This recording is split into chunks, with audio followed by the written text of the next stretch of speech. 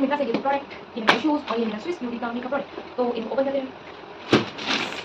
तो गिर रहा है, तो इसको ओपन करते हैं। ये रहा मेरा मेकअप पिक्चर जो कि है स्विस ब्यूटी का। सेकंड है हमारा शूज़।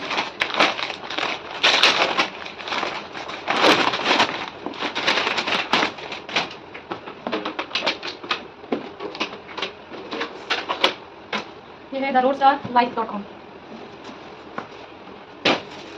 यहाँ मिला मुझे गाइडलाइंस फुटवियर की मिंत्रा से।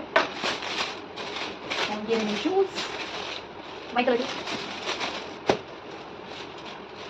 जो कि क्वालिटी वाइज काफ़ी अच्छे हैं, मुझे पसंद भी आए। कोई शूज़ है जो मुझे पसंद आए, ले लो।